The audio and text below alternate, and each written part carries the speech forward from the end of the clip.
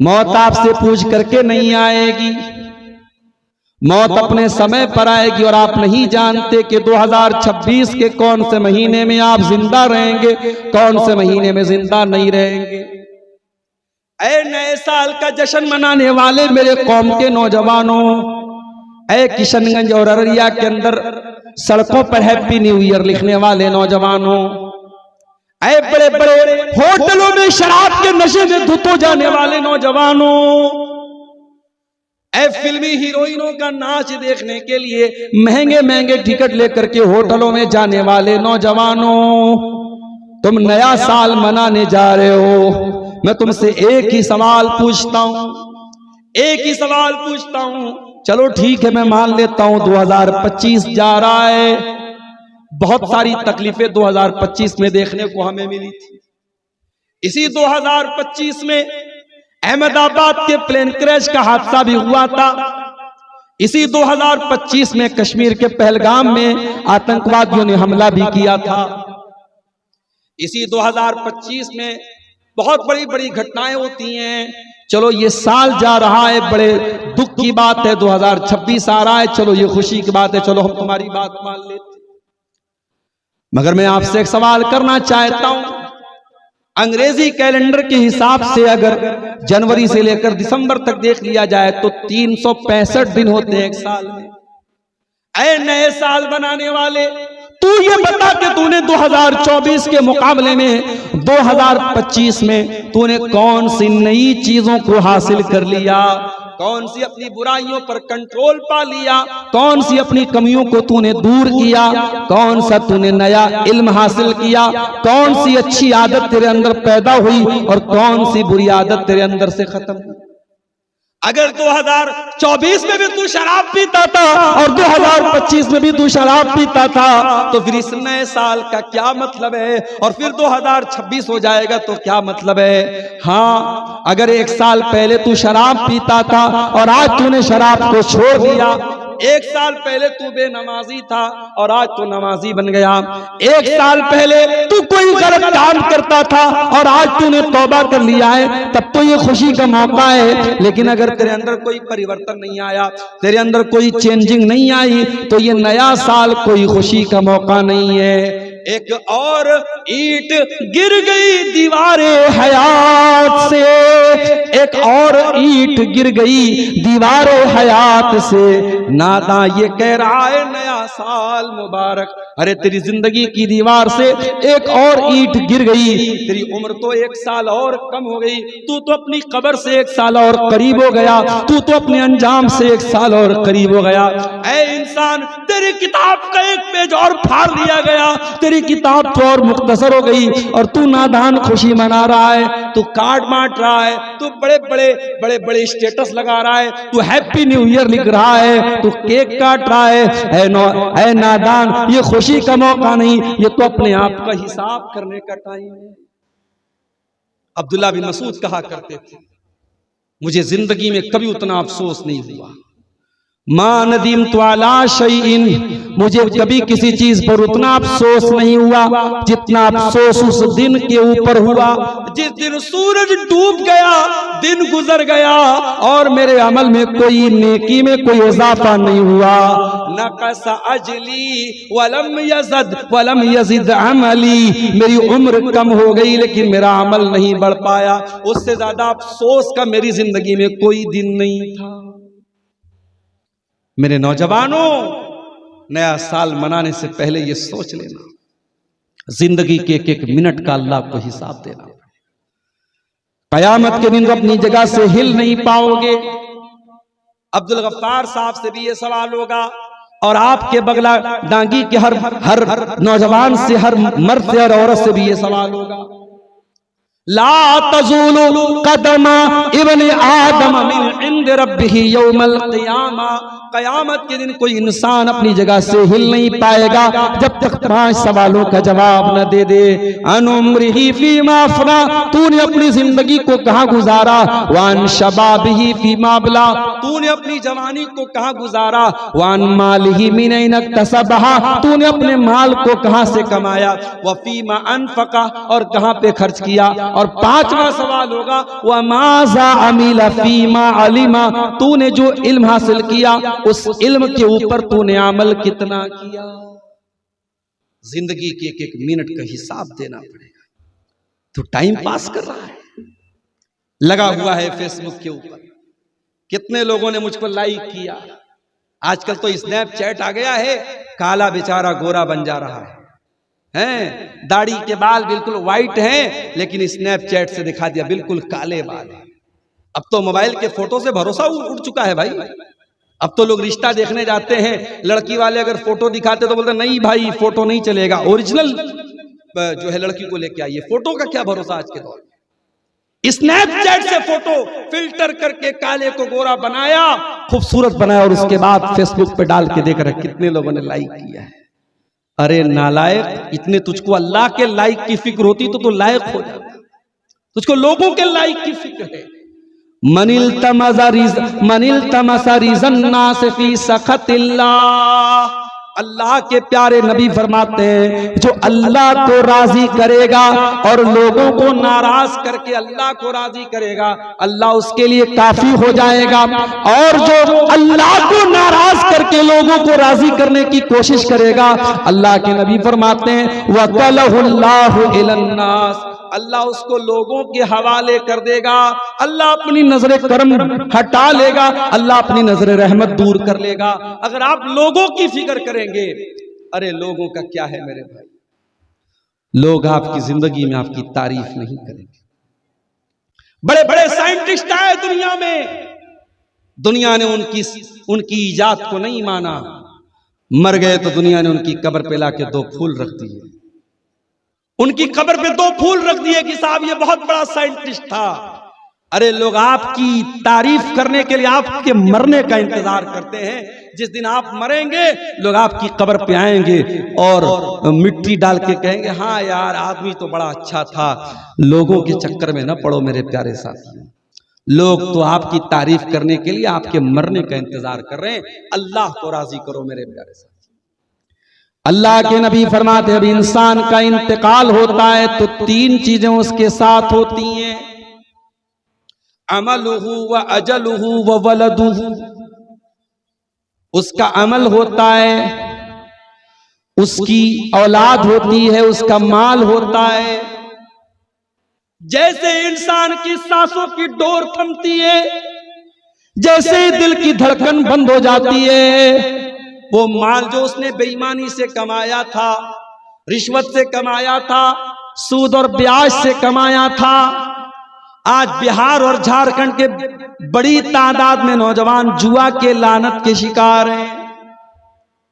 मैं पूरे एतमाद के साथ अररिया के बगला डांगी गांव में बैठ के ये बात बोल रहा हूं, आपके गांव में भी कुछ नौजवान होंगे, पता कीजिए। ये ऑनलाइन जुआ ने आज हमारे नौजवानों को बर्बाद करके रखा है। मेरे साथ अपने घर के माल को बेचकर, अपने घर के सामान को बेचकर, अपनी मां का पैसा चुराकर, अपने बाप का पैसा चुराकर आज नौजवान जुआ खेल रहा है, ऑनलाइन सट्टेबाजी कर रहा है, ड्रीम 11 में पैसा लगा रहा है। और 1000 लोगों में कोई एक इंसान, लाखों लोगों में कोई एक इंसान अगर करोड़पति बन भी गया तो लोग उसको नमूना बना लेते, जो देखो वो तो उसने ऑनलाइन ये जुआ खेला था, वो तो करोड़पति बन गया। अरे लाखों लोगों में एक आदमी करोड़पति बन गया, लेकिन लाखों लोग बेचारे सड़क पर आ गए, उनकी कीमती दौलत छिन गई। ये जुआ आज आपके नौजवानों को बर्बाद कर रहा है। ये जो आपने मेहनत से पैसा कमाया, या हराम तरीके से पैसा कमाया, या हलाल तरीके से पैसा कमाया, जिस तरीके से भी आपने पैसा कमाया है, जैसे ही आपके मरने की खबर आएगी, ये सारा का सारा माल आपके वारिसों का हो जाएगा। बीवी ले लेगी, बच्चे ले लेंगे, भाई ले लेगा, आपके रिश्तेदार ले लेंगे, और आप दुनिया से खाली हाथ जाएंगे। ओ बैंक बैलेंस की चिंता करने वालों, ओ तिजोरियों में माल भरने वालों, ओ जमीनों जायदाद के चक्कर में अपनी आखिरत बर्बाद करने वालों, सब ठाट पड़ा रह जाएगा जब लाद चलेगा बंजारा। सब कुछ छोड़ के जाना पड़ेगा, कुछ यहां से लेके नहीं जाओगे मेरे साथ। दुनिया में हम और आप शेरवानी पहनते हैं, कोई ब्लेजर पहनता है, कोई पैंट शर्ट पहनता है, लेकिन कफन सबका सेम रहता है। कफन बगैर पॉकेट का रहता है। कफन में कोई पॉकेट भी नहीं है कि चलो भी उसमें नोट की कोई गड्डी भर दो। खाली हाथ दुनिया से जाना है, न माल जाएगा, न औलाद आपके साथ जाएगी। आपके बच्चे बहुत प्यार करेंगे तो क्या करेंगे? सुन लो मेरी बात।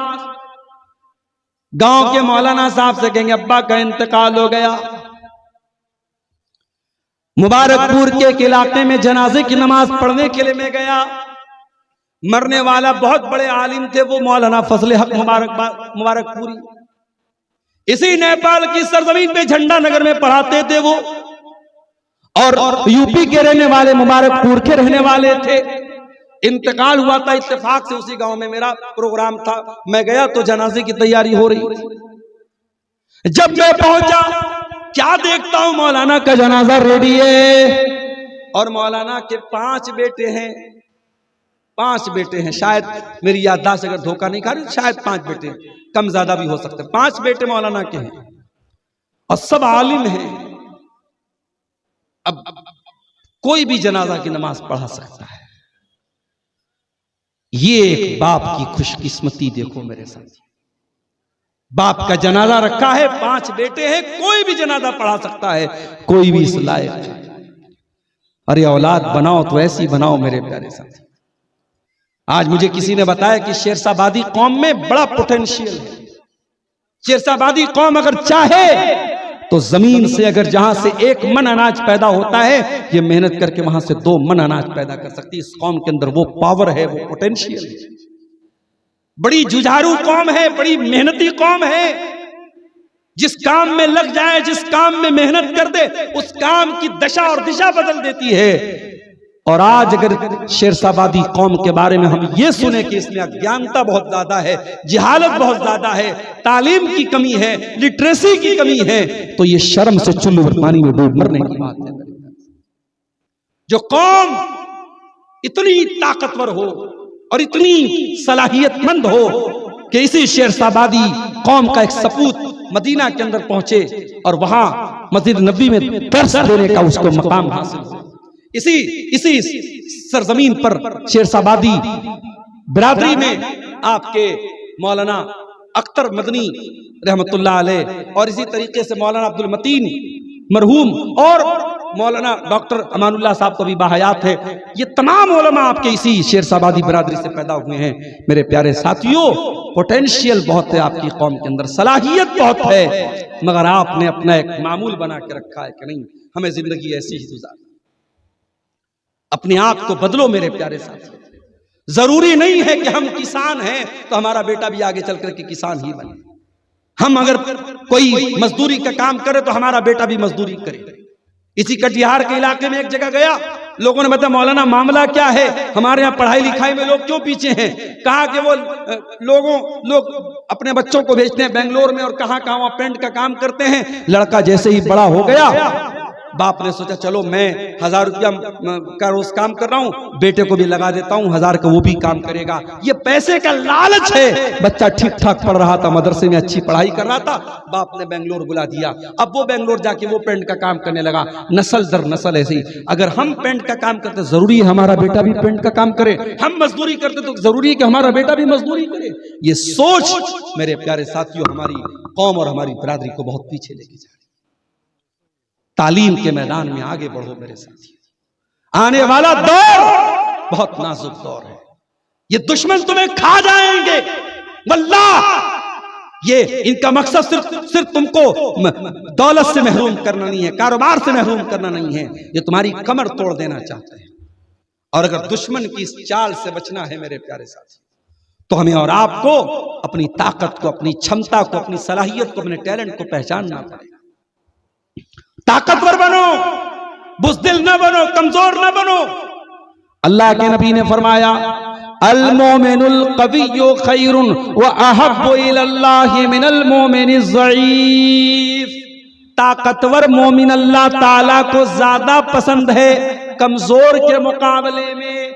नबी ने कौन सी ताकत, इसका जिक्र नहीं किया।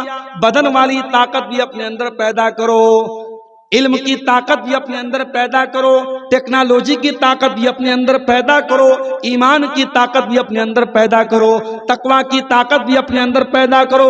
हर एतबार से ताकतवर बनो। अल्लाह ताला को ताकतवर मोमिन ज्यादा पसंद है कमजोर के मुकाबले में। कमजोर मत बनो मेरे प्यारे साथियों, ताकतवर बनो। अल्लाह के नबी ने फरमाया कि वो दिन भी आएगा जब तुमसे पूछा जाएगा तुमने जिंदगी कहां गुजारी, कैसे गुजारी। कब्र में जाओगे, औलाद आपको छोड़ देगी, आपकी दौलत आपको छोड़ देगी। काम क्या आएगा? आपका अमल आपके काम आएगा, आपकी नेकियां आपके काम आएगी। अल्लाह के प्यारे नबी फरमाते हैं जब इंसान मरने के बाद कब्र में पहुंचेगा, जैसे ही पहुंचता है और दफनाने के बाद लोग उसको वापस जाने लगते हैं तो फौरन दो फरिश्ते आते हैं, का नाम मुनकर, एक का नाम नकीर है। और वो दोनों फरिश्ते उससे सवाल करते हैं, 3 सवाल। मन रब्बू का, तेरा रब कौन है? मन नबियों का, तेरे नबी कौन है? मां दीनों का, तेरा दीन क्या है? ये 3 सवाल आपसे भी होगा, मुझसे भी होगा। और इन तीनों सवालों का जवाब इंग्लिश मीडियम स्कूल में आपको नहीं मिलेगा। माफ कीजिएगा मेरे, मैं इंग्लिश मीडियम स्कूल के खिलाफ नहीं हूं, बहुत अच्छी बात है। आपका बच्चा फर्राटेदार इंग्लिश बोले, मुझे खुशी होगी। आज मुफ्ती शमाइल नदवी, एक आलिम दीन, एक मदरसे का पढ़ा नौजवान, जब स्टेज पर जावेद अख्तर जैसे पढ़े लिखे आदमी के सामने इंग्लिश का ऐसा लफ्ज बोलता है कि जावेद अख्तर भी पूछ बैठता है भाई इस लफ्ज का क्या मतलब है, तो दुनिया कहती है कि मदरसे के पढ़े लिखे लोग भी ऐसे होते हैं? मदरसे का पढ़ा लिखा लड़का भी ऐसा बोल सकता है क्या? इंग्लिश बोल सकता है? मेरे प्यारे साथियों, अपने बच्चों को इंग्लिश पढ़ाओ, हमें खुशी होगी। मगर हाँ, इन तीनों सवालों के जवाब की तैयारी जरूर करा देना। ये तीनों सवालों का जवाब अगर आपके स्कूल के सिलेबस में नहीं है, कॉलेज के सिलेबस में नहीं है, अगर आपकी 12 करने वाली, बीए करने वाली, एमए करने वाली लड़कियां अगर इन तीनों सवालों का जवाब नहीं तलाश कर पा रही हैं, तो फिर अगर कटिहार और पूर्णिया से खबर आ जाए कि मुसलमान लड़की गैर मुस्लिम के साथ फरार हो गई, मुर्तद हो गई, तो हैरत मत करना, क्योंकि आपने इन तीनों सवालों का जवाब तो कभी अपनी लड़कियों को बताया ही नहीं। आपकी लड़कियां तो जानती नहीं कि दीन क्या है। साल में एक जलसा होता है, आपकी लड़की बन सवर कर मेकअप करके जलसे में गई, 2-4 तकरीरें उसने सुन ली, बात खत्म। आपके यहाँ औरतों को दीन सिखाने का कोई इंतजाम ही नहीं है। आपकी मस्जिदों में जुमा का खुतबा होता है, मैंने पूरा सर्वे कर लिया, कटिहार से लेकर अररिया तक, सुपौल तक, बीरपुर तक, आपकी मस्जिदों में औरतों का इंतजाम भी नहीं होता है। जलसों में औरतें आती हैं, आधी से ज्यादा औरतें मार्केट में मेले में घूमती रहती हैं। आपकी औरतें दीन कैसे सीखेंगी? और जब वो दीन नहीं सीखेंगी तो फिर आपको ये शिकायत करने का हक नहीं है। जब दरवाजा खुला होगा तो घर में कुत्ता दाखिल हो जाएगा। जब आपकी लड़कियां दीन नहीं सीखेंगी, जब दीन नहीं जानेंगी मेरे प्यारे साथियों, तो फिर उनको कोई गैर मुस्लिम या कोई भी XYZ अगर उनको अपने दीन में लेके चला जाता है, तो आपने जब सिक्योरिटी मजबूत नहीं की है तो ये तो होना ही था। मेरे प्यारे साथियों, बीमार दवाई खाता नहीं, बदनाम तबीब का नाम हुआ, हुए काम बुरे तो मुसलमान से, बदनाम बेचारा इस्लाम। हाँ, हमारे नौजवान को एक काम बहुत अच्छा लगता है, राजनीति करना उसको बहुत अच्छा लगता है। कोई फला पार्टी की राजनीति कर रहा है, कोई फला पार्टी की राजनीति कर रहा है। राजनीति करना बहुत मजा आता है। और राजनीति में जब मुसलमान जाता है सबसे पहले क्या खोता है? अपने ईमान की गैरत खो देता है। 25 दिसंबर की तारीख आई, नेताजी बहुत बड़े मुस्लिम कायद हैं, मुस्लिम क़ियादत का प्रमुख चेहरा है। नेताजी ने स्टेटस लगाया, मैरी क्रिसमस। अखबार पे नेताजी का बड़ा सा फोटो आया, क्रिसमस की तमाम ईसाई बरादरी को मुबारकबाद देते। अच्छा, क्यों आप मुबारकबाद दे रहे भाई? मैं आपसे ये नहीं कहता कि आप ईसाइयों से कोई घृणा कीजिए, तासुब रखिए, नफरत रखिए, नहीं, लेकिन मैरी क्रिसमस कहने की क्या जरूरत, हैप्पी क्रिसमस कहने की क्या जरूरत है? ईसाई अकीदा रखते हैं कि 25 दिसंबर की तारीख को ईसा अलैहिस्सलाम, जो अल्लाह के रसूल नहीं बल्कि अल्लाह के बेटे थे, ईसाई उनको सन ऑफ गॉड मानते हैं, अल्लाह का बेटा मानते हैं, खुदा का बेटा कहते हैं। और वो कहते हैं कि 25 दिसंबर की तारीख को अल्लाह का बेटा पैदा हुआ, और तू मुसलमान उसकी मुबारकबाद दे रहा है, उसकी शुभकामना दे रहा है। तेरा कुरान तुझको सिखाता है कुल हुवल्लाहु अहद लम यलिद अल्लाहुस समद लम यलिद वलम यूलद वलम यकुल लहू कुफुवन अहद। ऐ नबी कह दीजिए अल्लाह एक है, अल्लाह बेनियाज है, अल्लाह का कोई बेटा नहीं, अल्लाह किसी का बेटा नहीं, और अल्लाह के समकक्ष कोई नहीं, अल्लाह के बराबर कोई नहीं। तेरा दीन तो ये सिखा रहा है अल्लाह का कोई बेटा नहीं। तेरा दीन तो ये सिखा रहा है तकादुस समावातु यतफत्तरन मिन्हु व तनशक्कुल अर्ज़ु वल जिबालु हद्दा अन दअउ लिर्रहमानि वलदा। आसमान फट जाए, जमीन में सुराख हो जाए और ये पहाड़ गिर जाए, ये उतनी बड़ी बात नहीं है जितनी बड़ी बात ये है अन दअउ लिर्रहमानि वलदा, कि ये लोग अल्लाह ताला के लिए बेटा करार देते हैं, ये लोग रहमान के लिए बेटा करार देते हैं। अल्लाह के लिए बेटा मानना इतना बड़ा पाप है कुरान की नजर में कि जमीन फट जाए, आसमान फट जाए, उतना बड़ा पाप नहीं, उतनी बड़ी बात नहीं है। और तू कह रहा है मैरी क्रिसमस। अफसोस है तेरी अकल पर, और अफसोस है तेरी सेकुलरिज्म पर, और अफसोस है तेरी दूरंदेशी पर, और अफसोस है तेरी रोशन ख्याली पर। मुसलमानों, राजनीति करो मगर अपने ईमान को खो करके नहीं, अपने दीन के समझौते पर हमें राजनीति नहीं करना है। मेरे प्यारे साथी, हमारे नबी को भी ऑफर किया गया था, ऐ मोहम्मद सल्लल्लाहु अलैहि वसल्लम इतने कट्टरपंथी मत बनिए, आइए समझौता कर लेते हैं। एक दिन आप हमारे माबूदों की पूजा कर लीजिए, एक दिन हम आपके माबूदों की इबादत कर लेंगे, एक दिन आप हमारी तारीफ कीजिए, दूसरे दिन हम आपकी तारीफ करेंगे। नबी ने कोई जवाब नहीं दिया। कुरान की आयतें नाज़िल हो गई, कुल या अय्युहल काफिरून ला आबुदु मा ताबुदून वला अंतुम आबिदून मा आबुद वला अना आबिदुम मा अबदतुम वला अंतुम आबिदून मा आबुद लकुम दीनुकुम वलिय दीन। ऐ नबी आप ऐलान कर दीजिए, ऐ इनकार करने वालों, ऐ कुफ्र करने वालों, ऐ काफिरों, जिसकी इबादत तुम करते हो उसकी मैं नहीं करता, जिसकी मैं करता हूं उसकी तुम नहीं करते, जिसकी तुम कर सकते हो मैं नहीं कर सकता, जिसकी मैं करता हूं तुम नहीं कर सकते। तुम्हारा दीन मेरे लिए मेरा दीन। इस्लाम में अकीदे से कॉम्प्रोमाइज नहीं। हर वो त्योहार जिस पर शिर्क हो रहा, उस त्योहार की मुबारकबाद देना, उस त्योहार में शामिल होना आपके ईमान के लिए इसकी परमिशन नहीं है। मेरे प्यारे साथियों, आपके दीन में इसकी परमिशन नहीं।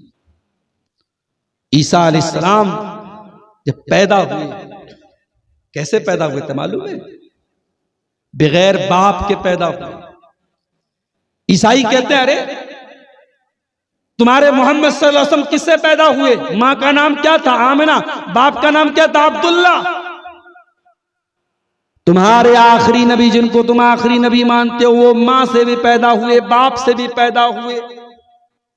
और हम जिसको अपना नबी मानते हैं वो तो मरियम से पैदा हुए। उनके बाप कौन थे? उनका बाप अल्लाह था, नऊजुबिल्लाह। ये ईसाई बोलता है। हम ईसाई से बड़े प्रेम से कहते हैं, बड़े सौहार्द से कहते हैं, ऐ मेरे ईसाई भाई, तुझको अगर इस पर हैरत हो रही है कि ईसा अलैहिस्सलाम बगैर बाप के कैसे पैदा हो गए, तो आ मैं तुझको बताता हूं। आदम अलैहिस्सलाम की तो कोई माँ भी नहीं, कोई बाप भी नहीं। अल्लाह ने मिट्टी का पुतला बनाया, उसके अंदर रूह डाल दी, और अल्लाह ताला ने आदम को अपने हाथ से बनाया। किसी और चीज को अल्लाह ने अपने हाथ से नहीं बनाया, आदम को अल्लाह ने अपने हाथ से बनाया। खलक तो बेयदी, मैंने आदम को अपने हाथ से पैदा किया। कुरान में अल्लाह ने कहा आदम को अल्लाह ने बगैर माँ बाप के पैदा कर दिया। तो जो अल्लाह आदम को बगैर माँ बाप के पैदा कर सकता है वो ईसा को बगैर बाप के क्यों नहीं कर सकता? और आगे बढ़ो, आदम पैदा हुए, आदम के बदन से अल्लाह ताला ने उनकी पसली से हजरत हव्वा को पैदा किया। हव्वा एक मर्द से पैदा की गई। हव्वा की पैदाइश में किसी औरत का कोई रोल नहीं था। अल्लाह ने आदम को बगैर मर्द औरत के पैदा किया, हव्वा को बगैर औरत के पैदा किया और ईसा को बगैर मर्द के पैदा किया। ये अल्लाह ताला की सृष्टि के, उसकी पैदाइश के, उसकी तख्लीक के अलग अलग तरीके हैं। इसमें कोई आश्चर्य की बात नहीं है, कोई हैरत की बात नहीं है मेरे प्यारे साथी। और जब ईसा अलैहिस्सलाम को पैदा होना था, अल्लाह ने फरिश्ते को हज़रत मरियम के पास भेजा। फतमस्सल लहा बशरन सविया, हजरत जिब्रील अलैहिस्सलाम आए इंसान की शक्ल में मरियम के पास। मरियम डर गई। कालत इन्नी अऊज़ु बिर्रहमान मिनका इन कुंत तकिया। मरियम ने कहा खबरदार, अगर तू अल्लाह का नेक बंदा है मुझसे दूर रहना। मेरी प्यारी बहनों, मरियम ने एक सबक दे दिया। कोई गलत रॉन्ग नंबर से कॉल आए तो उसको एंटरटेन करने की जरूरत नहीं है, उसके चक्कर में पड़ने की जरूरत नहीं है। व्हाट्सएप पर किसी नए नंबर से मैसेज आए तो ब्लॉक मारो, सी तुम्हारे पास ब्लॉक का ऑप्शन है। तुम आज ब्लॉक नहीं करोगी, वो रॉन्ग नंबर से आने वाली कॉल तुम्हें कहां तक लेके चली जाएगी तुम नहीं जानती हो मेरी बहन। एक रॉन्ग नंबर से आने वाली कॉल जिना तक करवा देती है। समाज में ऐसी मिसालें मौजूद हैं। रॉन्ग नंबर से कॉल आई, रॉन्ग नंबर से मैसेज आया, रॉन्ग नंबर से व्हाट्सएप आई, व्हाट्सएप का मैसेज आया, नए नंबर से नई आईडी से मैसेज आया और लड़की चक्कर में पड़ गई और आखिर में अपनी इज्जत का सौदा करना पड़ा। मेरी प्यारी बहनों, मरियम से सीखो। मरियम ने कहा खबरदार। मरियम अकेले में बैठ करके अल्लाह की इबादत कर रही थी। ओ मेरी प्यारी माँ बहनों, तुमसे तो 5 टाइम की नमाजें भी नहीं पढ़ी जाती।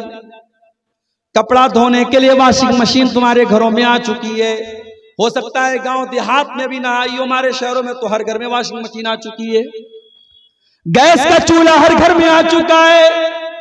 बच्चे पाखाना पेशाब कर दे, बच्चों का पाखाना पेशाब रोकने के लिए डायपर आ चुका है मार्केट में। इतनी सारी सहूलतें हमारी माँ बहनों को हासिल हैं, उसके बाद भी नमाज का टाइम होता है तो इनकी जान निकलती है, नमाज ये नहीं पढ़ती। मरियम को देखो, मरियम अकेली बेचारी बैठ करके अल्लाह की इबादत कर रही। फरिश्ता इंसान की शक्ल में आता है, मरियम देख करके डर जाती हैं कि सारे कमरे तो बंद हैं, सारे दरवाजे तो बंद हैं, ये इंसान कहां से आ गया। कहती इन्नी अऊज़ु बिर्रहमान मिनका इन कुंत तकिया, मैं अल्लाह की पनाह चाहती हूं, तो कौन है, किस लिए आया है मेरे पास। काला इन्नमा अना रसूल रब्बिकी लिअहब लकी गुलामन ज़किया। फरिश्ता कहता है मरियम, मैं तुझे बेटे की खुशखबरी सुनाने आया हूं। ये जो मैं वाकया सुना रहा हूं अपने बच्चों को सिखा दो। उनको कॉन्वेंट स्कूल में कुछ और पढ़ाया जाता है। 25 दिसंबर की तारीख आती है, बच्चों को कॉन्वेंट स्कूल में सिखाया जाता है, ऊपर से टॉफी गिरती है। ये टॉफी किसने दी? सांता क्लॉज ने दी। सांता क्लॉज कौन है? जो गॉड के सन की खुशखबरी लेके आया है, सन ऑफ गॉड की खुशखबरी लेके आया है। अपने बच्चों को बताओ गॉड का कोई सन नहीं है। लम यलिद वलम यूलद, अल्लाह का कोई बेटा नहीं, अल्लाह किसी का बेटा नहीं है। अपने बच्चों को बताओ, जाके सूरह मरियम पढ़ के सुनाओ मेरे प्यारे साथियों। ये सूरह मरियम वो सूरत है जब नजाशी के दरबार में, हबशा के दरबार में, जब हजरत जाफर ने इन आयतों को पढ़ा था तो नजाशी रोने लगा था, उसकी आंखों से आंसू बहने लगे थे और सारा दरबार रोने लगा था। और सबने कहा कि ईसा अलैहिस्सलाम के बारे में कुरान जो कहता है बिल्कुल सही कहता है। फरिश्ते ने कहा कि ऐ मरियम, मैं तुझको लड़के की बशारत सुनाने आया हूं। कालत अन्ना यकूनु ली गुलाम वलम यमससनी बशर वलम अकु बगिया। मरियम कहती है मुझे बेटा कहां से होगा, न तो मैं कोई बच्चलन औरत हूं और न ही किसी इंसान ने मुझको टच किया है, किसी मर्द ने मुझको छुआ नहीं है, मुझको बेटा कहां से होगा। फरिश्ते ने कहा अल्लाह का ऑर्डर है, तुझको बेटा होगा। उसके बाद अल्लाह के हुक्म से मरियम प्रेग्नेंट हो गई।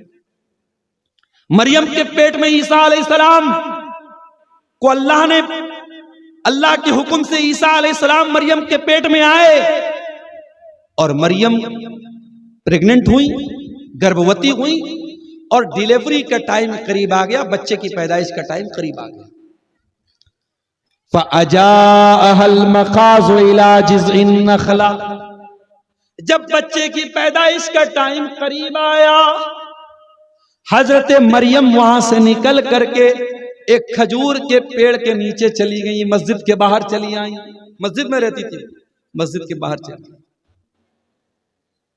एक मसला बताऊं, अगर औरत को हैज आ रहा हो, पीरियड में अगर औरत है, तो क्या वो मस्जिद में रह सकती है, मस्जिद में जा सकती है? अक्सर उलमा का कहना है कि पीरियड की हालत में औरत मस्जिद में नहीं जाए। हालांकि अल्लामा अलबानी वगैरह का कहना है कि जा सकती है।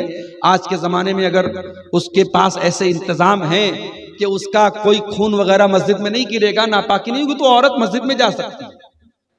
लेकिन अक्सर उलमा का यही कहना है कि मस्जिद में औरत हैज की हालत में नहीं जाएगी, और पैदाइश के बाद जो औरत को खून आता है वो कंडीशन में भी औरत मस्जिद में नहीं जाएगी। अच्छा, अगर कोई औरत मक्के में गई उम्रा करने और वहां भी उसको पीरियड आ जाए, तो जब तक पीरियड आ रहा है तब तक वो औरत ना तो तवाफ करेगी ना वो नमाज पढ़ेगी, उसको मस्जिद में नहीं जाना है, वो अपने कमरे में बैठ के अल्लाह की इबादत करेगी। तो हजरत मरियम को अंदाजा हुआ कि अब बच्चे की पैदाइश का टाइम करीब आया, तो वो मस्जिद के बाहर निकल के खजूर के पेड़ के नीचे आ गया और आकर के कहने लगी, या लैतनी मित्तु क़ब्ला हाज़ा, ऐ काश आज के पहले मैं मर गई होती, व कुन्तु नसियम मनसिया, और मुझे कोई याद न करता, मैं भूली बसरी हो जाती, मेरा नाम कोई लेने वाला न होता, ऐ काश आज के पहले मैं मर गई होती। मरियम ऐसा क्यों कह रही है? क्योंकि मरियम को ये ख्याल खाए जा रहा है, कल ये बच्चा जन्म लेगा, दुनिया इस बच्चे को, इस बच्चे के बाप का कोई अता पता नहीं है, दुनिया कहेगी ये हराम का बच्चा है, दुनिया मुझे बदचलन कहेगी, दुनिया मुझे जानिया कहेगी, दुनिया मुझे फाहिशा कहेगी। आज का ये दिन देखने के पहले मैं मर क्यों नहीं गई? पता ये चला कि एक औरत को अपनी जिंदगी से ज्यादा अपने कैरेक्टर की चिंता होनी चाहिए। मेरी माँ और बहनों, जिंदगी में अगर कभी वो मोड़ आ जाए, इज्जत दांव पर लग जाए, तो इज्जत बचा लेना चाहे जान चली जाए, और अगर अपनी इज्जत बचाने के चक्कर में जान भी चली जाए तो औरत शहीद है। अल्लाह के नबी ने फरमाया, मन कुतिला दून इर्ज़िही फहुवा शहीद, अपनी इज्जत को बचाने के लिए अगर कोई कत्ल हो जाए तो वो शहीद। जिस तरीके से अगर बच्चे की पैदाइश के दौरान अगर औरत का इंतकाल हो जाए, अल्लाह के नबी ने उस औरत के बारे में भी कहा कि वो भी शहीद औरत है, उसको भी शहीद का दर्जा मिलेगा जो बच्चे की पैदाइश के दौरान जिस औरत का इंतकाल हो जाए। इसलिए मेरी प्यारी माँ और बहनों, हजरत मरियम ने ये जुमला कहा कि काश आज के पहले मैं मर गई होती और मेरा नाम ना लिया जाता। फनादाहा मिन तहतिया अल्लाह तहज़नी, अल्लाह ताला के फरिश्ते ने आवाज दी है, मरियम घबराओ मत, कद जअल रब्बुकी तहतक सरिया, ऐ मरियम जरा नीचे झांक करके देखो, तुम्हारे लिए नहर जारी कर दी गई है, पानी की नहर बह रही है, तुमको पानी की कमी नहीं होगी। पता ये चला कि जब औरत की डिलीवरी का टाइम करीब हो तो पानी की कमी नहीं होनी चाहिए।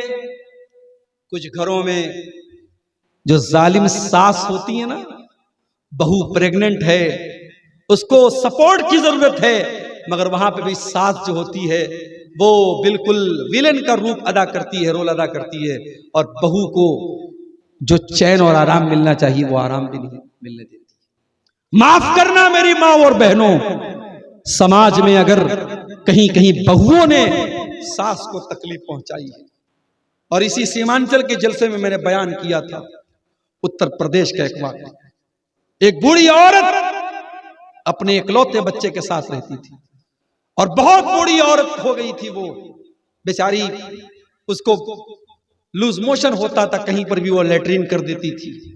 अकेला एक लड़का था, उसकी बीवी थी, उनकी बूढ़ी माँ की खिदमत करने में बच्चे को बड़ी घिन आती थी, बहू को बड़ी घिन आती थी। एक दिन लोगों ने देखा कि मां की लाश पड़ी है और लोगों ने यहां तक कहा, ऐसा डाउट हो रहा था औरत की लाश देख करके कि बहू और बेटे ने मिलकर के जहर दे दिया अपनी बूढ़ी मां। अगर समाज में ऐसा जालिम बेटा अगर हमको मिलता है और ऐसी जालिम बहू मिलती है तो सास को जहर देती है तो माफ करना। समाज में ऐसी सासें भी मिलती हैं जो अपनी जबान के जहर से अपनी बहू का जीना हराम कर।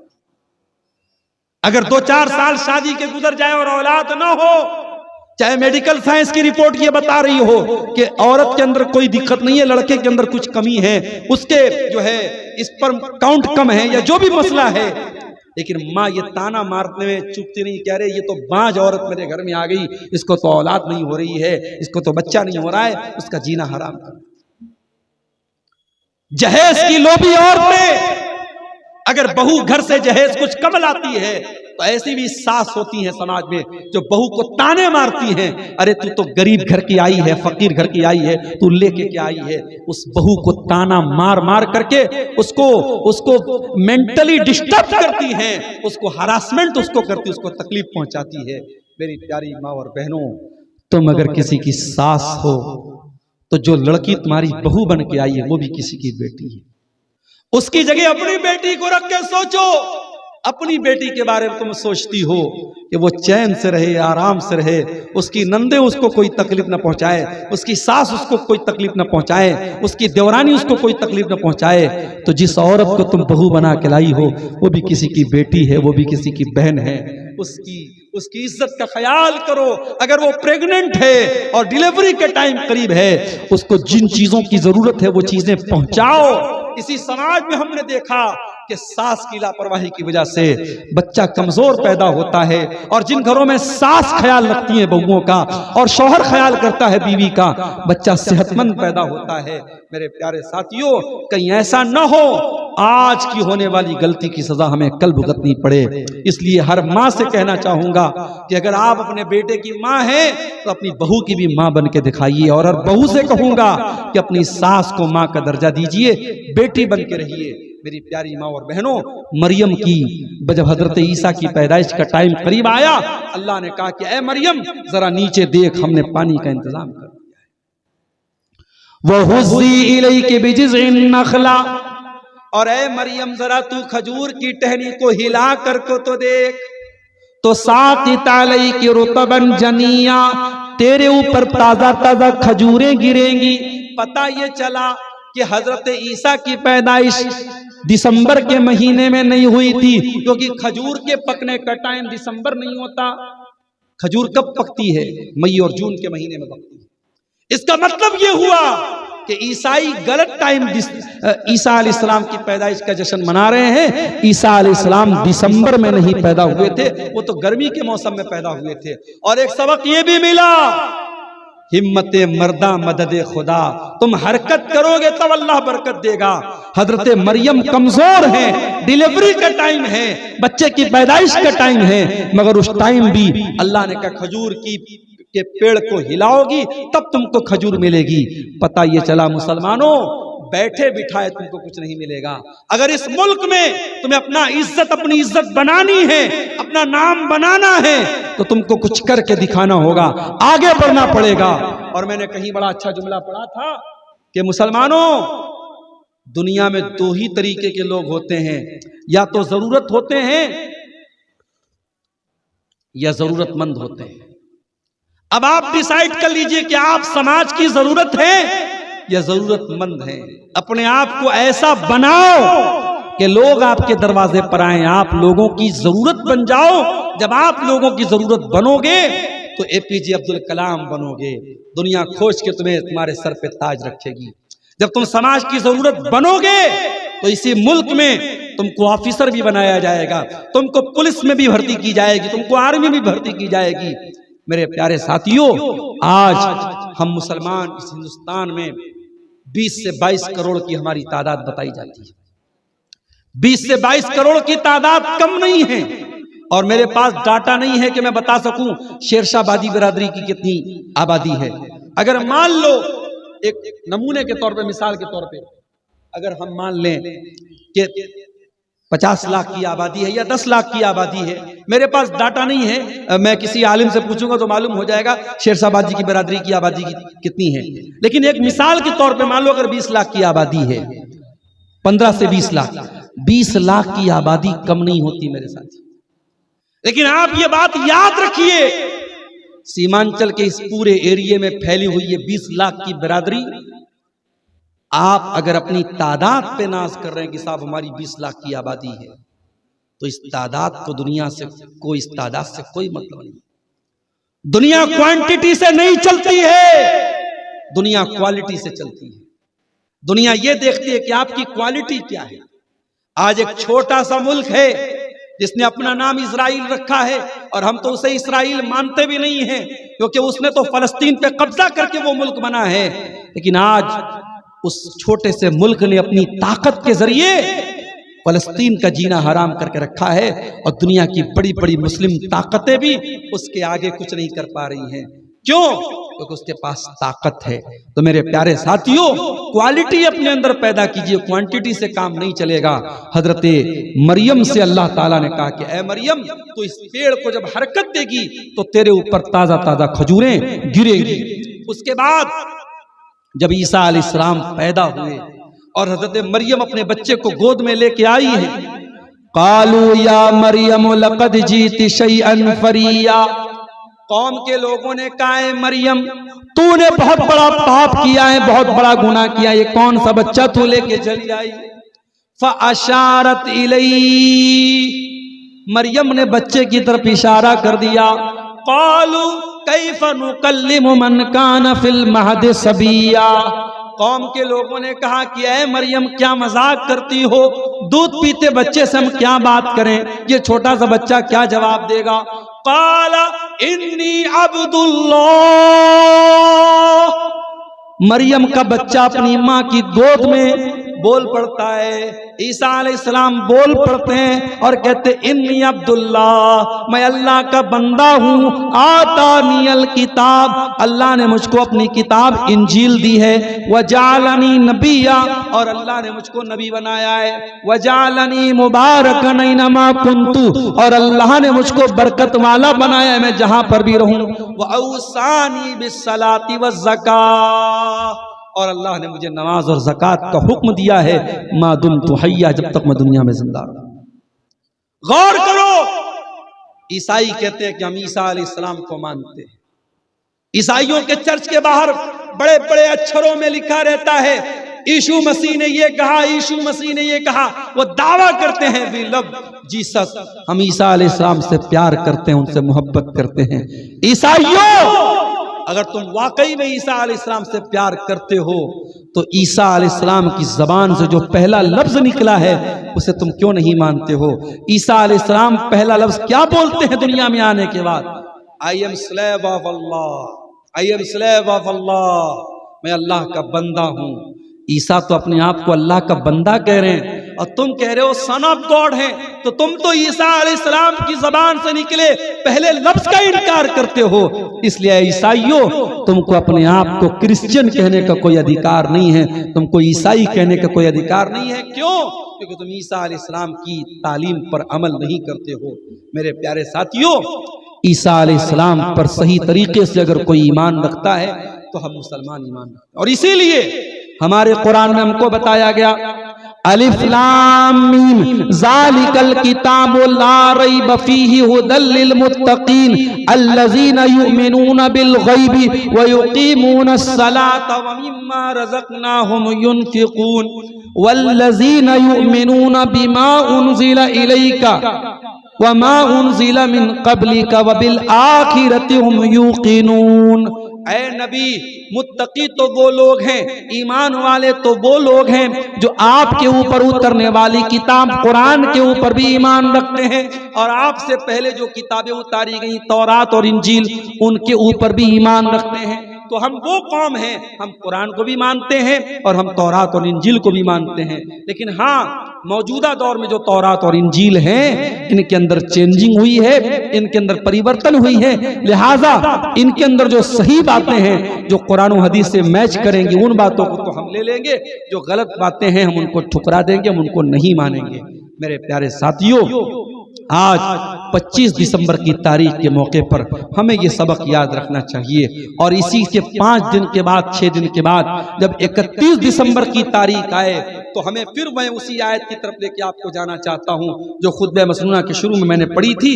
अल्लाह ने फरमाया, इक़्तरब लिन्नास हिसाबुहुम वहुम फी गफ़लतिन मुरिज़ून। ऐ लोगो, तुम्हारे हिसाब का टाइम करीब है और फिर भी तुम गफलत के शिकार हो। और दूसरी आयत जो मैंने पढ़ी थी, जरा उसको भी आप समझ लीजिए। इंसान के ऊपर जब मुसीबत आती है, परेशानी आती है और अल्लाह ताला जब उसको थोड़ी आजमाइश में डालता है तो इंसान क्या कहता है, जरा नक्शा देखिएगा। अल्लाह ने फरमाया, व अम्मा इज़ा मब्तलाहु फ़क़दर अलैहि रिज़्क़हु। जब इंसान की रोजी को अल्लाह ताला तंग कर देता है और रोजी को तंग करके आजमाता है, फ़यक़ूलु रब्बी अहानन, तो इंसान कहता है अल्लाह ताला ने तो मुझको जलील कर दिया। कल्ला, ऐसा हरगिज नहीं है। अल्लाह दौलत दे करके न तो किसी को इज्जत देता है, न दौलत छीन करके किसी को जलील करता है। बल्ला तुकरिमून अल यतीम, लेकिन ऐ मेरे बंदो, तुम्हारे अंदर कुछ कमजोरियां हैं। तुम यतीम की इज्जत नहीं करते, तुम यतीम का ख्याल नहीं करते, तुम अनाथ का ख्याल नहीं करते। वो आपके खानदान में कोई बच्चा अनाथ हो जाए, कोई बच्चा यतीम हो जाए, हो सके उसकी पढ़ाई का खर्च अपने जिम्मे ले लेना, हो सके तो उसके पालन पोषण की जिम्मेदारी ले लेना। और अगर ये नहीं कर सकते तो कभी यतीम के माल पे नजरें जमा के न बैठ जाना, यतीम के माल को हड़पने की कोशिश न करना, यतीम के माल पे कब्जा न कर लेना। इन्नल्लज़ीना याकुलूना अम्वालल यतामा ज़ुल्मा, जो लोग यतीम का माल नाजायज तरीके से खा जाते हैं, इन्नमा याकुलूना फी बुतूनिहिम नारा, वो अपने पेट में जहन्नम की आग भरते हैं। यतीम का बड़ा हक है मेरे प्यारे साथी। अगर कोई बच्चा यतीम है उसका बड़ा हक है। इसीलिए अल्लाह के नबी ने यतीम के बारे में फरमाया, अना व काफिलुल यतीम कहातैन, किसी यतीम को पालने वाला और मैं जन्नत में ऐसे रहेंगे। आपने अपनी दोनों उंगलियों से इशारा करके फरमाया जैसे ये दोनों उंगलियां एक दूसरे के साथ मिली हुई हैं, मैं और यतीम की परवरिश करने वाला जन्नत में ऐसे रहेंगे। और एक सहाबी अल्लाह के नबी के पास आए और उन्होंने कहा कि अल्लाह के नबी, मुझे अपने दिल में बड़ी सख्ती महसूस होती है। तो आपने फरमाया, अगर दिल की सख्ती को दूर करना है तो किसी यतीम के सर पे मोहब्बत से हाथ दो। कल्ला बल्ला तुकरिमून अल यतीम वला तहादून अला तामिल मिस्कीन। और ऐ मेरे बंदो, तुम गरीबों को खाना नहीं खिलाते हो, तुम गरीबों को खाना खिलाने पर एक दूसरे को उभारते नहीं हो। अगर आपके घर में इतनी ताकत है कि आप किसी गरीब को खाना खिला सकते हैं तो खाना खिलाया करो। किसी गरीब को खाना खिलाने से आपके घर में कमी नहीं होगी, किसी मेहमान को खाना खिलाने से आपके घर में कमी नहीं होगी। लोगों को खाना खिलाना ये भी हमारे नबी की एक तालीम है। अल्लाह के नबी ने फरमाया, अय्युहन्नास अफ्शुस सलाम व आतिमुत ताम वसिलुल अरहम। ऐ लोगों, सलाम को फैलाओ, ऐ लोगों सलाम को फैलाओ, ऐ लोगों को खाना खिलाओ, ऐ लोगों रिश्तों को जोड़ा करो। वसल्लू बिल्लैलि वन्नासु नियाम, और रात में नमाज पढ़ो जब लोग सो रहे हो, जब दुनिया अपने बिस्तर पे सो रही हो, जब लोग आराम से अपने कंबल और रजाई के अंदर आराम कर रहे हो, तुम तहज्जुद की नमाज पढ़ा करो। तदखुलुल जन्नत बि सलाम, तो तुम आराम से सलामती के साथ जन्नत में चले जाओगे। तो मेरे प्यारे साथियों, अल्लाह के नबी ने यतीम का और इसी तरीके से गरीब को खाना खिलाने का बड़ा हमको हक बताया है। और वही बात कुरान कह रहा है, वला तहाज़ून अला तामिल मिस्कीन, तुम गरीबों को खाना नहीं खिलाते हो। वताकुलून तुरासा अकलन लम्मा, और ए लोगों तुम वरासत को डकार जाते हो, तुम अपनी बहन बेटियों का हक खा जाते हो, तुम अपने रिश्तेदारों की वरासत को खा जाते हो। आज हमारे समाज में लोग बड़े पढ़े लिखे हो गए, बड़े कुरान और हदीस पे चलने वाले हो गए, मगर आज के कुरान और हदीस पे चलने का दावा करने वाले समाज में भी, आज आपकी बरादरी और आपके समाज में भी आप नजर उठा के देख लीजिए कि बहनों को और बेटियों को उनकी बाप की वरासत कितने लोग देते हैं। आज बहन और बेटियों की वरासत में उनका हक देने का रिवाज न हमारे बनारस और यूपी में है, ना आपके बिहार और सीमांचल में है। मेरे प्यारे साथियों, मुसलमान आज इस मामले में बहुत पीछे है। कुरान की आयत हम पर अप्लाई होती है, वताकुलून तुरास अकलन लम्मा, कि तुम यतीम, तुम वरासत का माल खा जाते हो। वतुहिब्बूनल माल हुब्बन जम्मा, और तुम बहुत सारा माल जमा करते हो, तुम बड़ी मोहब्बत के साथ माल जमा करते हो, तुम्हें माल से बड़ी मोहब्बत है। कल्ला इज़ा दुक्कतिल अर्दु दक्कन दक्का, याद करो मेरे बंदो, जब एक दिन जमीन को कूट दिया जाएगा, जमीन को पीट दिया जाएगा, जमीन को रेजा रेजा कर दिया जाएगा। वजा रब्बुका वल मलकु सफ़्फ़न सफ़्फ़ा, और कयामत के दिन तुम्हारा रब आएगा और फरिश्ते भी लाइन लगा करके, सब लगा करके आएंगे। वजा रब्बुका वल मलकु सफ़्फ़न सफ़्फ़ा वजीअ यौमइज़िन बिजहन्नम, और कयामत के दिन जहन्नम को भी लाया जाएगा। यौमइज़िन यतज़क्करुल इंसान, और कयामत के दिन इंसान को अपने गुनाह याद आएंगे, अपनी गलतियां याद आएंगी, अपने पाप याद आएंगे। व अन्ना लहु ज़िक्रा, लेकिन कयामत के दिन पछताने से कोई फायदा नहीं होगा। दुनिया में आपको तौबा करने का टाइम मिला है, दुनिया में सुधरने का टाइम मिला है, दुनिया में अपने आप को सुधारने का टाइम मिला है। कयामत के दिन इंसान अगर तौबा करेगा भी, उसकी तौबा का कोई मतलब नहीं है। इसीलिए अल्लाह कुरान में कहता है, जब जहन्नमियों को जहन्नम में डाला जाएगा तो जहन्नमी चिल्लाएंगे और कहेंगे, वहुम यस्तरिकून फीहा रब्बना अखरिजना मिनहा, ऐ अल्लाह तू जहन्नम से हमको निकाल दे, नामल सालिहन गैरल्लज़ी कुन्ना नामल, ऐ अल्लाह हम वादा करते हैं अब हम वो अमल नहीं करेंगे जो दुनिया में करते चले आए थे। ऐ अल्लाह अब हम सुधर जाएंगे, हम तौबा कर लेंगे। अल्लाह फरमाता है, अवलम नुअम्मिरुकुम मा यतज़क्करु फीही मन तज़क्कर, ऐ मेरे बंदे 40 साल तुझको उम्र मिली, 60 साल तुझको उम्र मिली, 70 साल का तुझको जीवन मिला, क्या ये जिंदगी तेरे लिए नाकाफी थी? क्या ये जिंदगी, अगर इस जिंदगी में तू सुधरना चाहता तो क्या तू नहीं सुधर सकता था? बिल्कुल सुधर सकता था। तुझको जितना टाइम मिलना था टाइम मिल चुका, तेरा समय पूरा हो चुका, तेरा वक्त पूरा हो चुका, अब तुझे कोई और समय नहीं मिलेगा। तो कयामत के दिन मेरे प्यारे साथियों, इंसान याद करेगा, लेकिन उसको याद करने का कोई मतलब नहीं है। वअन्ना लहु ज़िक्रा, इंसान नसीहत हासिल करेगा मगर उसको नसीहत हासिल करने से कोई बेनिफिट नहीं मिलेगा। मेरे प्यारे साथियों, अगर हमें नसीहत हासिल करना है, इसी दुनिया की जिंदगी में हमको नसीहत हासिल करना है, यहीं पर हमें अपनी जिंदगी गुजारना है।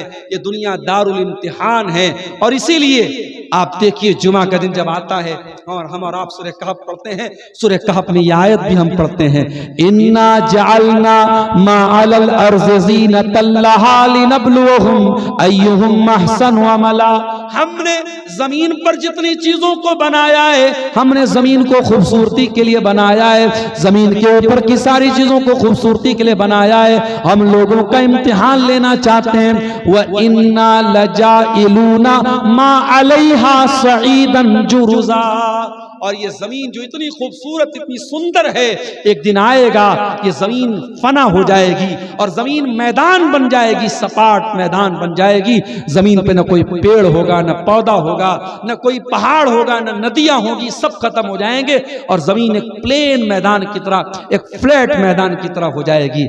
मेरे प्यारे साथियों, इससे पहले कि वो दिन आए, हमें और आपको अपनी इस्लाह करनी चाहिए और अपनी कमियों को दूर करना चाहिए। आज बिल्खुसूस हमारा जो नौजवान तबका है वो दीन से बेहद दूर है, और नौजवानों की जो एक्टिविटीज हैं, जैसा कि मैंने तकरीर के शुरू में कहा था, बाइक निकाल करके पूरी स्पीड से बाइक चलाना, नशे करना, नाच गाने सुनना, नाच गाने देखना, जुआ खेलना, शराब पीना, लड़की बाजी करना, अय्याशी करना, ये आज हमारे नौजवानों का मशगला बन गया है।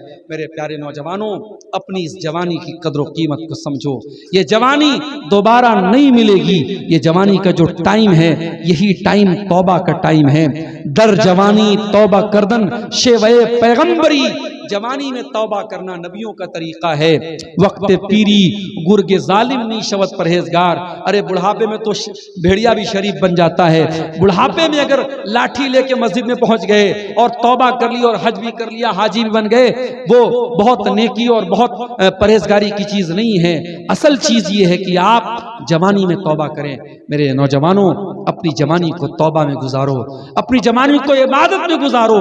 वल्लाह आपकी आंखों के से निकलने वाले जो आंसू हैं वो अल्लाह ताला को बहुत पसंद हैं। और अपनी तकरीर को अब समाप्त करते हुए मैं आखिरी बात के तौर पे एक बात कहना चाहता हूं कि आज का जो हमारा ये प्रोग्राम है, आप जानते हैं ये सीमांचल के मुख्तलिफ जलसों की तरह ये प्रोग्राम भी तहसील के लिए, और इस इदारे का नाम क्या है, मदरसा दारुल उलूम सलफिया बगुला डांगी का ये प्रोग्राम सालाना प्रोग्राम हर साल होता है। और मैं लगातार दूसरी मर्तबा आपके बीच में आया हूँ। जलसा कमेटी ने हमसे ये मुतालबा भी किया है कि आखिर में थोड़ा सा चंदे की अपील भी आपसे कर दी जाए। मेरी माएँ बहनें जो बैठी हैं, जो हमारे मर्द हजरात बैठे हैं, बड़े अदब से गुजारिश करता हूँ, ये मेरे हाथों में कुछ पर्चियाँ आई हैं सवालों की, इनका जवाब देने के बाद मैं दुआ करूँगा। आपसे गुजारिश है कि आप आइएगा और जो भी मेरे हाथ पे आप इस इदारे के लिए, इस मदरसे के लिए ताउन करना चाहें वो ताउन करते हुए और सवाब हासिल करते हुए आप यहाँ से जाएंगे। बीवी शौहर में अगर ना इत्तेफाकी हो जाए तो बीवी अगर माफी मांगे और शौहर ना माफ करे तो उसका क्या हुक्म है? देखिए, माफ तो कर देना चाहिए। खुज़िल अफ़्व वअमुर बिल उर्फ़ि वअरिज़ अनिल जाहिलीन। अल्लाह कुरान में कहता है कि हमें एक दूसरे के साथ दरगुजर का मामला करना चाहिए। जिंदगी में कोई परफेक्ट नहीं है। शौहर को रब नहीं बनने की कोशिश करना चाहिए, शौहर को शौहर ही रहना चाहिए। अगर बीवी से कुछ गलती होगी और बीवी अपनी गलती मान रही है और माफ़ी मांग रही है तो शौहर को माफ़ कर देना चाहिए। और अगर शौहर माफ़ नहीं कर रहा है और बीवी वाकई में अपने किए पर शर्मिंदा है तो फिर शौहर की अल्लाह ताला क्या पकड़ होगी। लिहाजा अगर वो शौहर मेरी आवाज़ सुन रहे हो जिनका ये मामला है तो मैं उनसे गुजारिश करूंगा कि इस तरीके की हरकत ना करें। और अगर कभी मियाँ बीवी में कुछ ना इत्तेफाकी हो जाए तो दोनों एक दूसरे को समझ बूझ करके नज़रअंदाज कर दिया करें। अल्लाह के नबी ने फरमाया, ला यफ़रक मुमिनुन मुमिनतन, कोई भी मोमिन मर्द अपनी बीवी से अलग ना हो, गुस्से में उससे दूर ना हो। इन करिहा मिन्हा खुल्कन रदिया मिन्हा आखर, अगर उसको अपनी बीवी की कोई बात बुरी लगती है तो जरूर कोई बात अच्छी लगती होगी। न तो कोई बीवी 100% आपके शौहर के बिल्कुल मुताबिक होगी, न कोई शौहर बिल्कुल 100% बीवी के मुताबिक हो, दोनों में कुछ न कुछ कमियां होंगी। तो एक दूसरे की कमियों को एडजस्ट करना सीखिए और नजरअंदाज करना सीखिए। अगर किसी का शौहर दूसरी शादी करके अलग रह रहा है तो क्या बड़ी बीवी को शौहर का हक अदा करना चाहिए या नहीं करना चाहिए? देखिए, जब तक बीवी शौहर के निकाह में है, जब तक वो उसकी बीवी है, उसका हक तो उसको अदा करना चाहिए। अगर शौहर अपनी बीवी के हुकूक के मामले में नाइंसाफी कर रहा है और दूसरी शादी करने के बाद दूसरी बीवी को ज्यादा मोहब्बतें लुटा रहा है और ज्यादा टाइम दे रहा है और पहली वाली को बिल्कुल नजरअंदाज, तो उसको बहुत सख्त गुनाह होगा, अल्लाह के यहाँ पकड़ होगी। और अल्लाह के नबी ने फरमाया कि क़यामत के दिन वो इस हाल में आएगा कि उसका एक तरफ का सर जो है, चेहरा बिल्कुल झुका हुआ होगा, जो इस बात की पहचान होगी कि दुनिया में ये अपनी बीवी के साथ नाइंसाफी करता था।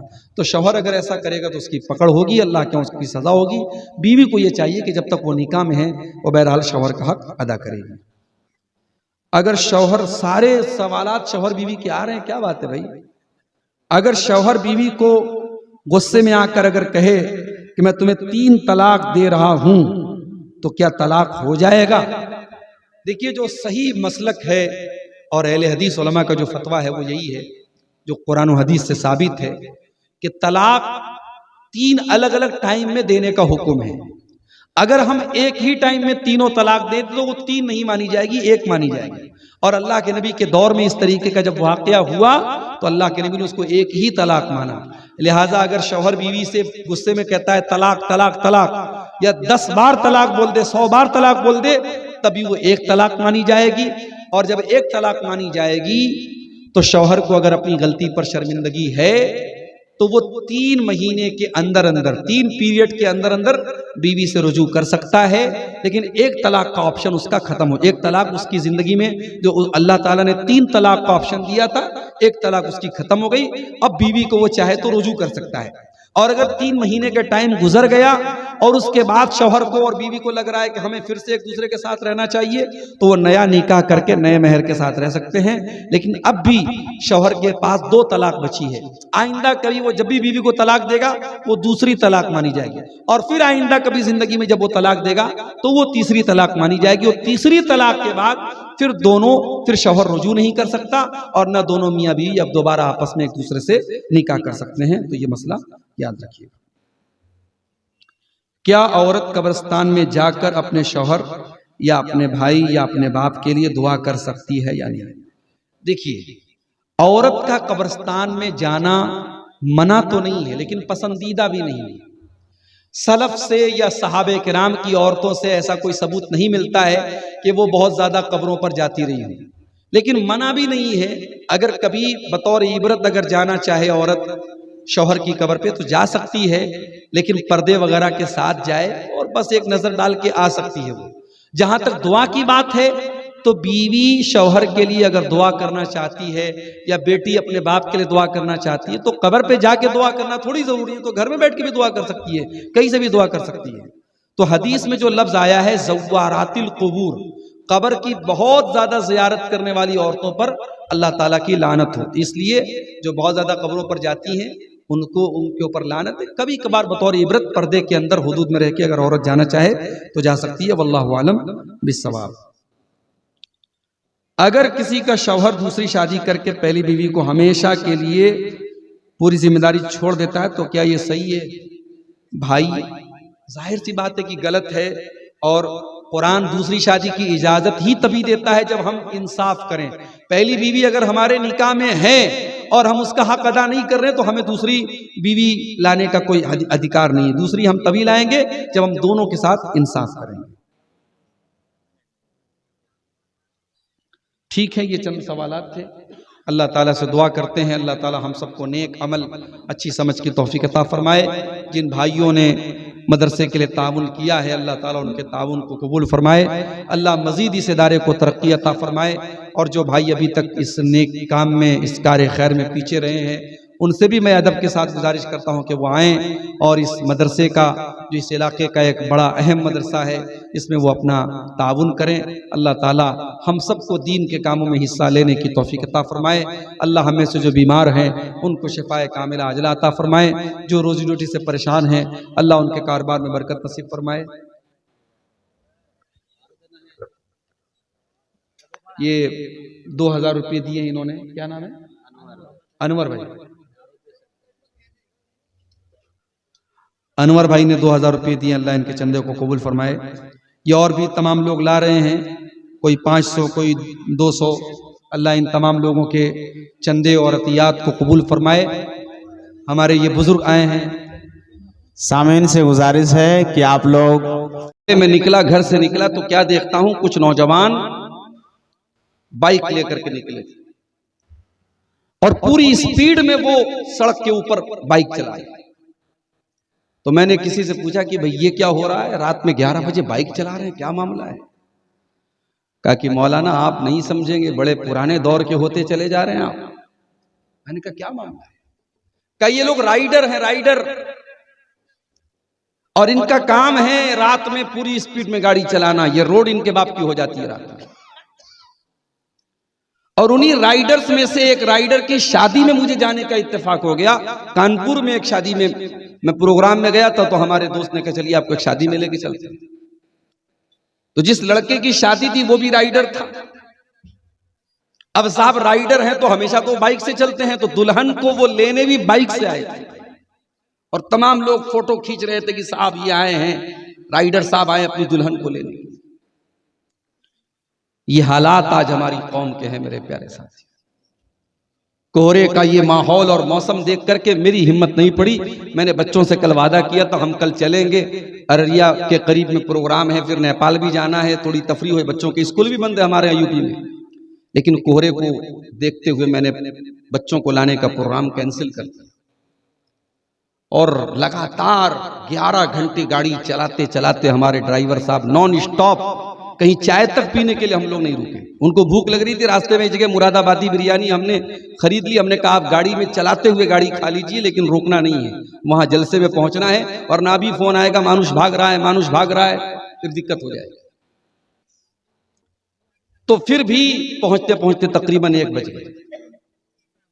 और मैं मुबारकबाद देता हूं इस जलसे के तमाम मुंतजमीन को।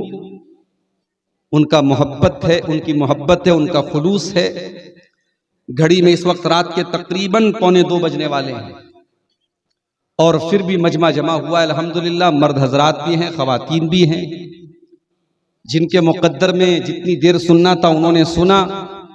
हमारे बड़े अजीज दोस्त और इसी इलाके के कटिहार के रहने वाले मौलाना अख्तर आलम इफ्ताही साहब ने भी आपके सामने तकरीर की, और बहुत सारी नज़में भी पढ़ी होंगी उन्होंने, जैसा कि उनकी आदत है। उसके बाद बंगला जुबान में शेख हुमायूं कबीर साहब आए, उन्होंने भी कुछ देर खिताब किया। अब मैं आपके सामने बैठा हूं और कुरान करीम की एक आयत मैंने आपके सामने पढ़ी है। 2 आयतें अलग अलग जगहों से पढ़ी है। मैं दोनों आयतों का तर्जमा करने के बाद फिर अपनी बात को आगे बढ़ाता हूं। कुरान की 17वें पारे की पहली आयत, सूरह अंबिया की पहली आयत, बहुत अहम आयत है। वैसे तो पूरा कुरान बहुत अहम है, मगर कुछ आयतें ऐसी हैं जो बहुत काबिले गौर हैं और हमें फिक्र की दावत देती है। उन्हीं में से एक ही आयत, इक़्तरब लिन्नास हिसाबुहुम,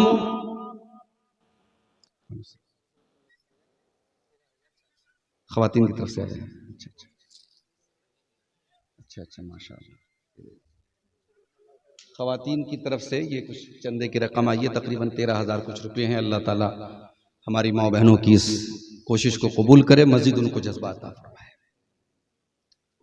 गौर कीजिए मेरे प्यारे साथी, 17वें पारे की पहली आयत,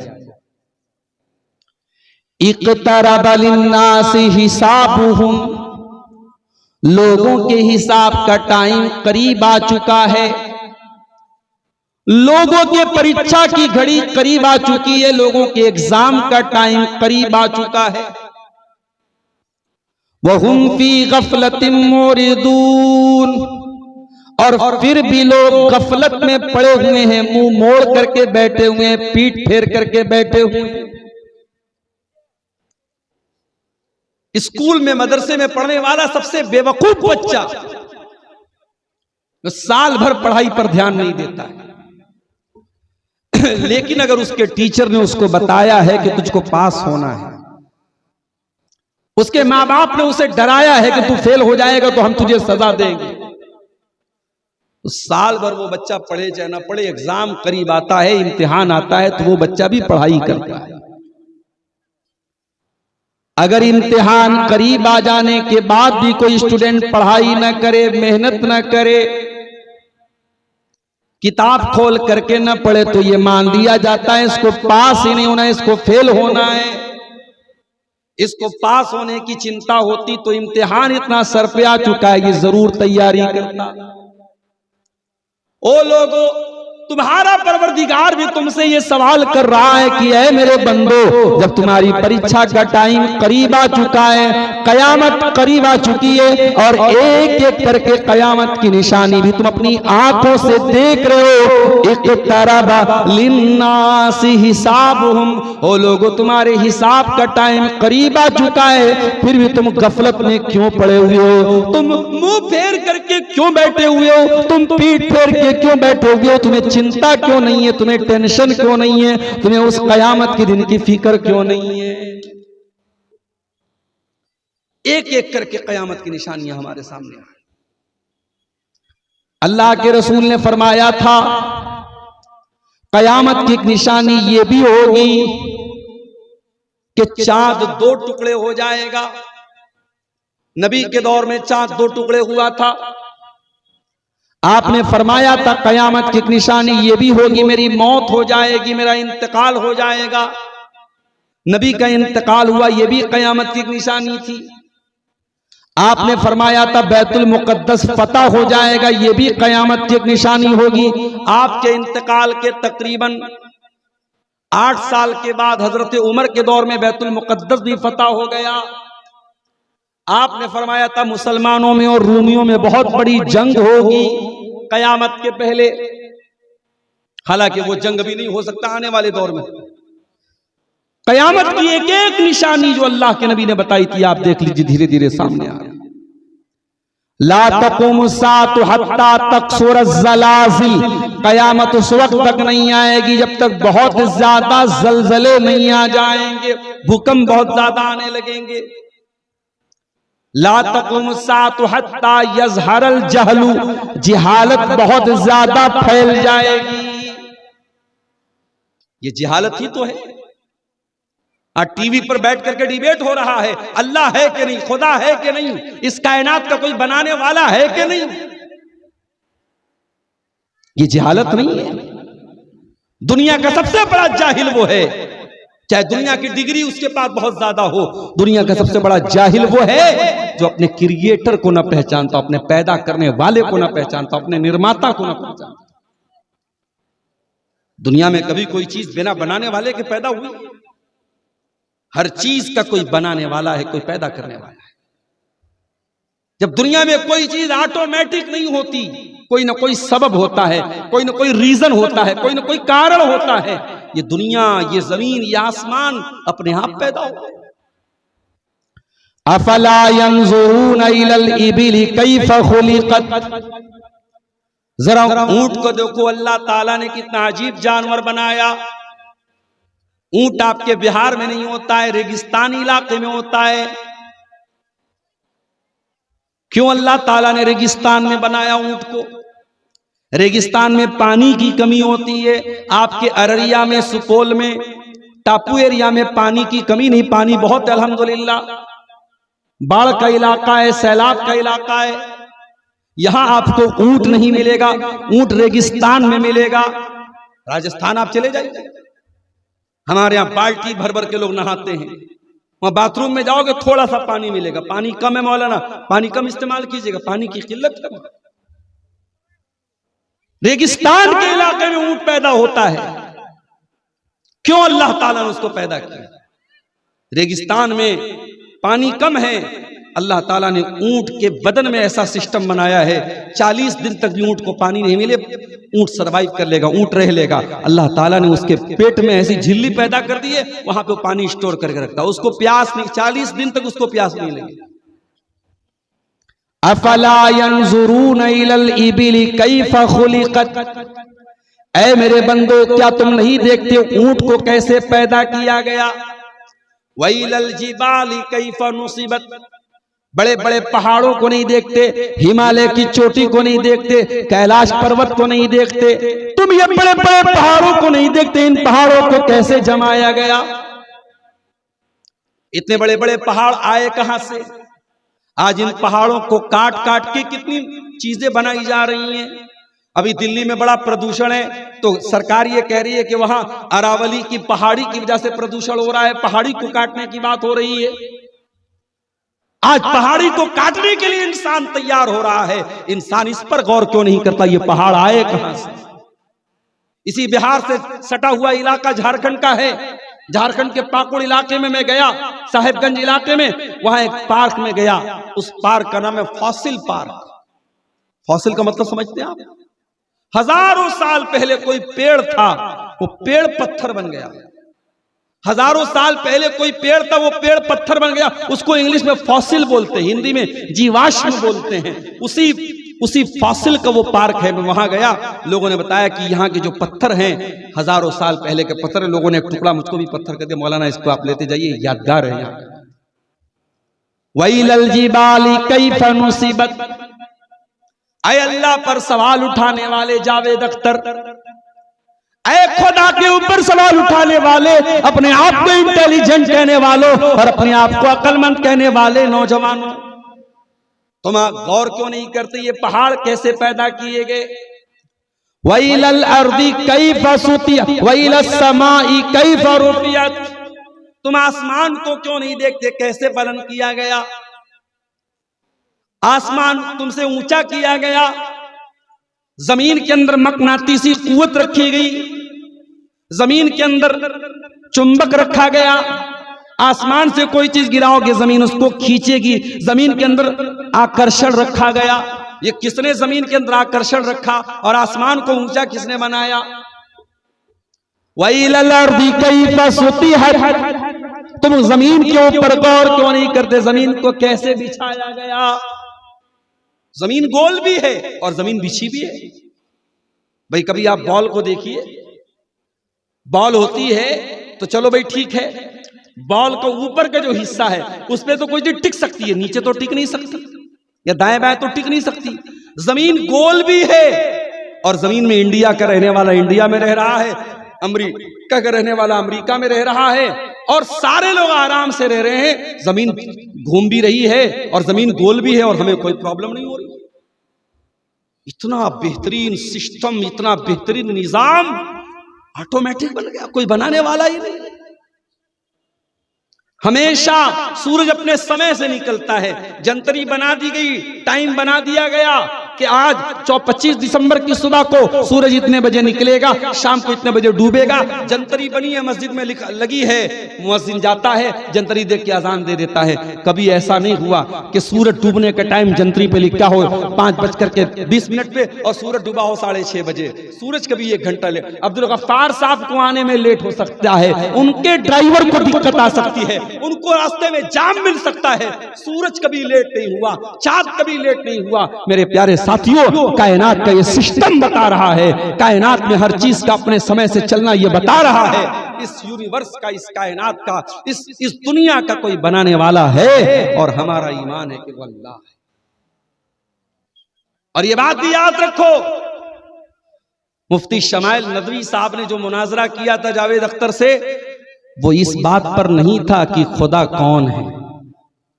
खुदा तो हिंदू भी मानते हैं, वो श्री कृष्ण को भी खुदा मानते हैं, वो श्री राम को भी रब मानते हैं, वो बारिश का देवता इंद्र देवता को मानते हैं, वो सूरज को भी सूर्य देवता कहते हैं, वो जमीन को भी धरती माता बोलते हैं, वो नदी को भी माता कहते हैं, वो गाय की भी इबादत करते हैं।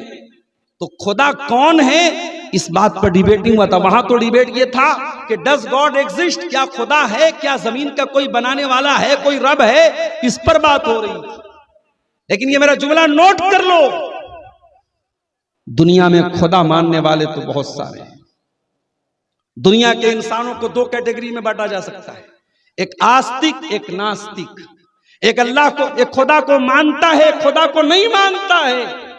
जावेद अख्तर नास्तिक है, लेकिन दुनिया में नास्तिक लोग कम हैं, आस्तिक ज्यादा हैं, अल्लाह को मानने वाले ज्यादा हैं। मगर अल्लाह को मानने वालों में भी करोड़ों लोगों में हम मुसलमान इस बात पर हम खुशी मना सकते हैं कि हम अल्लाह को वैसे मानते हैं जैसे अल्लाह ने अपने आप को मानने का हुक्म दिया। हम खुदा को मानते हैं, अल्लाह को मानते हैं और सही तरीके से मानते हैं। हम ला इलाहा इल्लल्लाह पढ़ने वाली कौम है। हमारा बिलीफ ये है, हमारी आस्था ये है, हमारा अकीदा ये है कि अल्लाह के सिवा कोई इबादत के लायक नहीं है, कोई उपासना के योग्य नहीं है, कोई वर्शिप के लायक नहीं है। अल्लाह के सिवा कोई इबादत के लायक नहीं है। मेरे प्यारे, कयामत करीब आ रही है, खुदा पर भी सवाल उठाए जा रहे हैं, रसूल के ऊपर भी गंदे गंदे इल्जामात लगाए जा रहे हैं, कुरान को भी झूठा कहा जा रहा है। अल्लाह के नबी ने फरमाया, ला यज़ालुन्नासु यतसाअलून, लोग बहुत ज्यादा एक दूसरे से सवाल करेंगे, इतना सवाल करेंगे, इतना सवाल करेंगे, यहां तक सवाल किया जाएगा जब तमाम चीजों को अल्लाह ने पैदा किया तो अल्लाह को किसने पैदा किया। अल्लाह के नबी फरमाते हैं, जब शैतान दिमाग में ये ख्याल लाए, जब तुम्हारे दिल और दिमाग में ये ख्याल आए कि अल्लाह को किसने पैदा किया, तो तुम अपने ख्याल को दिमाग से निकाल दो और औज़ु बिल्लाहि मिनश शैतानिर रजीम पढ़ लिया करो, क्योंकि ये ख्याल लाने वाला शैतान है। मेरे प्यारे साथियों, कयामत करीब है और कयामत की एक छोटी सी शक्ल हमारी मौत भी। रोजाना हम मरने की खबरें सुनते हैं, कहीं आलिम मरते हैं, कहीं जाहिल मरते हैं, कहीं बड़े लोग मरते हैं, कहीं छोटे लोग मरते हैं, कहीं मासूम बच्चा मरता है, कहीं 70 साल का बूढ़ा मरता है, मौत आपसे अपॉइंटमेंट लेकर के नहीं आती है मेरे प्यारे साथी।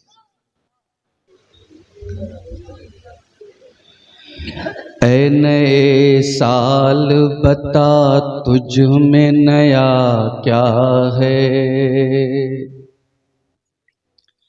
ऐ नए साल बता तुझ में नया क्या है। हर तरफ खल्क ने क्यों शोर मचा रखा है। रोशनी दिन की वही, तारों भरी रात वही, आज हमको नजर आती है हर एक बात वही। आसमां बदला है अफसोस न बदली है जमीन, एक हिंदसे का बदलना कोई जिद्दत तो नहीं। अगले बरसों की तरह होंगे करीने तेरे, किसे मालूम नहीं 12 महीने तेरे। जनवरी फरवरी मार्च में पड़ेगी सर्दी, और अप्रैल मई जून में होगी गर्मी। तेरा मन दहर में कुछ खोएगा कुछ पाएगा, अपनी मियाद बसर करके चला जाएगा। तू नया है तो दिखा सुबह नई शाम नई, वरना इन आंखों ने देखे हैं नए साल कई, वरना इन आंखों ने देखे हैं नए साल कई। बेसबब लोग क्यों देते हैं मुबारकबादें, गालिबन भूल गए वक्त की कड़वी यादें। तेरी आमद से घटी उम्र जहां से सबकी, फैज ने लिखी है ये नज्म निराले ढब की। ऐ नए साल बता तुझ में नया क्या है, हर तरफ खल्क ने क्यों शोर मचा रखा है। मोहतरम उलमाए किराम, बुजुर्गों और दोस्तों, नौजवान साथियों, माँओं और बहनों, प्यारे बच्चों, मुझको याद नहीं था यहाँ आने के बाद मुझे बतलाया गया तो याद आया। पिछले साल भी आपके इस मदरसे का, इसी बगला डांगी का प्रोग्राम इसी सर्दी के मौसम में हुआ था, और 2024 का आखिरी दिन था, 31 दिसंबर की तारीख को प्रोग्राम हुआ था। और आज का ये प्रोग्राम जो 24 दिसंबर की तारीख को रखा गया, और चूंकि अंग्रेजी कैलेंडर 12 बजे के बाद चेंज हो जाता है, तो आप कह सकते हैं कि इस वक्त 25 दिसंबर की तारीख आ चुकी है। आज के इस प्रोग्राम में मैं बनारस से अपने बच्चों को भी लेके आने वाला था, और जब मैंने जलसे के जिम्मेदारों से कहा तो बहुत खुश हुए और कहा कि जरूर आप लेकर के आइए, हम आपको अंदरसा भी खिलाएंगे अपने यहाँ का मशहूर। लेकिन मौसम यहां तो गनीमत है, हमारे उधर यूपी में और खतरनाक मौसम है। इतना ज्यादा धुंध और कोहरा है। रात में 10 बजे के बाद कल मैं बच्ची का दूध लेने के लिए निकला घर से, देख रहा हूं 10 मीटर के आगे का कुछ नजर